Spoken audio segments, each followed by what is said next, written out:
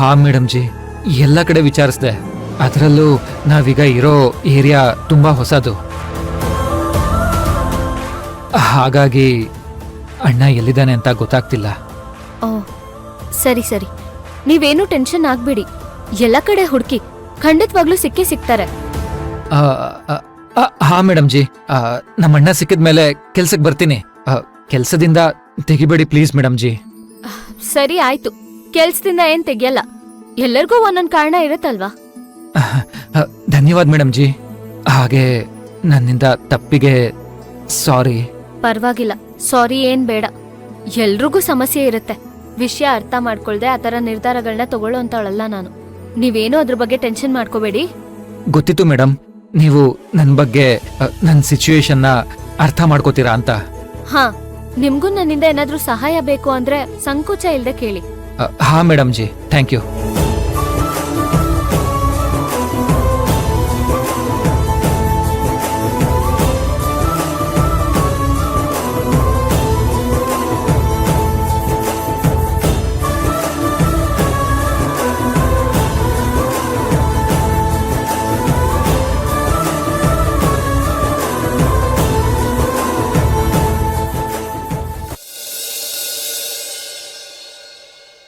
ಅಂದ್ರೆ ಪೊಲೀಸರು ಅಥರ್ವ ಸರ್ ಇರೋದ್ನ ಹೆಂಗಾದ್ರೂ ಮಾಡಿ ಕಣ್ಣು ಹಿಡ್ದೇ ಹಿಡಿತಾರಲ್ವಾ ಸಿಂಧು?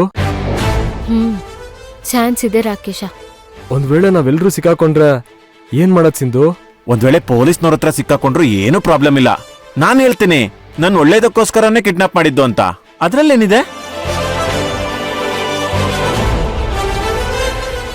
ಇಲ್ಲ ಅಥರ್ವ, ಇಲ್ಲಿ ಅದೆಲ್ಲ ಮ್ಯಾಟರ್ ಆಗಲ್ಲ. ಕಾನೂನಿನೆದ್ರು ಎಲ್ಲದೂ ತಪ್ಪೆ.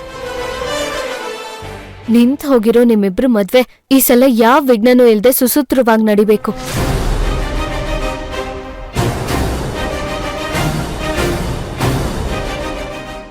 ಹೌದು ಕಣೋ ಅಥರ್ವ, ಹಾಗೆಲ್ಲ ಆಗ್ಬಾರ್ದು. ಯಾವುದೇ ಕಾರಣಕ್ಕೂ ನೀನಿಲ್ಲಿರೋ ವಿಷಯ ಪೊಲೀಸವ್ರಿಗೆ ಗೊತ್ತಾಗ್ಬಾರ್ದು. ಯಾಕಪ್ಪ? ಯಾಕಂದ್ರೆ ನಾವು ಮಾಡ್ಬೇಕಾಗಿರೋದು ಒಂದ್ ಇಂಪಾರ್ಟೆಂಟ್ ಕೆಲ್ಸ. ಅದಿನ್ನೂ ಪೆಂಡಿಂಗ್ ಇದೆಯಲ್ಲ, ಅದಕ್ಕೆ. ಹೌದು ಅಥರ್ವ, ಆದಷ್ಟು ಬೇಗ ನೀನು ಭವಾನಿನ ಮದ್ವೆ ಆಗ್ಬೇಕು. ಅವಳು ನಮ್ಮನೆ ಸೊಸೆ ಆಗಿ ಬರ್ಬೇಕು. ಅದೇ ನನ್ನ ಆಸೆ. ಹೌದು ಸರ್, ಭವಾನಿ ನಿಮ್ ಮನೆಗ್ ಸೇರ್ಬೇಕು ಅಂತ ನಮ್ ಸಿಂಧು ಎಷ್ಟ್ ಕಷ್ಟಪಟ್ಟಿದ್ದಾಳೆ. ಅದಕ್ಕೊಂದ್ ತಕ್ಕ ಫಲ ಸಿಕ್ಲೇಬೇಕಲ್ವಾ? ಖಂಡಿತ ಸಿಂಧು, ನೀವ್ ಯಾವಾಗ ಹೇಳ್ತಿರೋ ನಾನು ಆವಾಗ ಭವಾನಿನ ಮದ್ವೆ ಆಗೋಕ್ ರೆಡಿ ಇದ್ದೀನಿ. ಇಷ್ಟ ದಿನ ಆ ದಿನಕ್ಕೋಸ್ಕರ ತಾನೆ ನಾನ್ ಕಾಯ್ತಾ ಇರೋದು. ಹೌದು, ಭವಾನಿಯವ್ರ ಗರ್ಭಿಣಿ ಬೇರೆ. ಅವ್ರನ್ನ ಇಷ್ಟ ದಿನ ಯಾರಿಗೂ ಗೊತ್ತಾಗ್ದಿರೋ ಬಚ್ಚಿಟ್ಟಿದ್ವಿ. ಆದ್ರೆ ಮುಂದೆ ಹಾಗಿರೋಕ್ಕಾಗಲ್ಲ ಅನ್ಸುತ್ತೆ.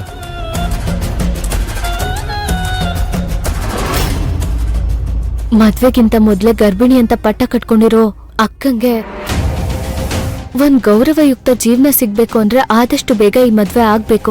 ಮದ್ವೆ ನಡಿಲೇಬೇಕು. ಹೌದು ಸಿಂಧು, ಇದಕ್ಕೆಲ್ಲ ನಾನೇ ಕಾರಣ.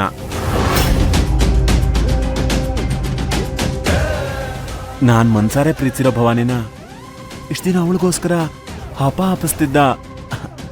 ಅವಳ ನೆನ್ಪಲ್ಲೇ ದಿನ ಕಳೀತಿದ್ದವನು. ಈ ಸಲ ಯಾವ ಸಮಸ್ಯೆನೂ ಇಲ್ದೆ ನಮ್ಮನೆ ಸೊಸೆ ಹಾಗೆ ಆಗ್ತಾಳೆ. ಆದ್ರೆ ಅದಕ್ಕಿಂತ ಮೊದ್ಲು ಅಕ್ಕ ಬದುಕಿದಾಳೆ ಅನ್ನೋ ವಿಷಯ ನಿಮ್ ಮನೇಲಿ ಎಲ್ಲರಿಗೂ ಗೊತ್ತಾಗ್ಬೇಕು. ವಸುಂಧ್ರ ಅವ್ರಿಗೆ ಗೊತ್ತಾಗ್ಲೇಬೇಕು.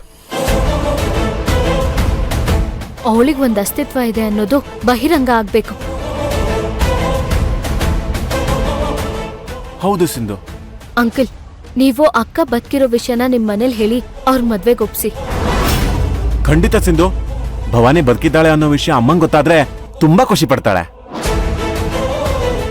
ಹಾಗೆ ನಮ್ ಮದ್ವೆನೂ ಬೇಗ ಆಗ್ಬೇಕು ಅಂತಾಳೆ, ಅಲ್ವಾ ಅಪ್ಪ?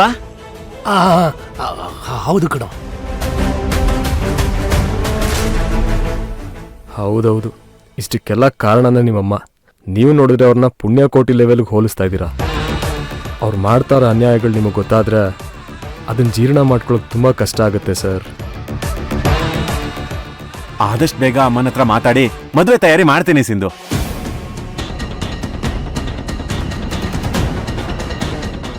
ಮನೆಯವ್ರು ಎಲ್ಲ ಒಪ್ಪಿ, ಬಂಧುತ್ವ, ಹಿತೈಷಿಗಳು, ಊರವ್ರ ಎಲ್ಲರ ಸಮ್ಮುಖದಲ್ಲಿ ಅಕ್ಕ ನಿಮ್ ಹೆಂಡತಿ ಆಗ್ಬೇಕು.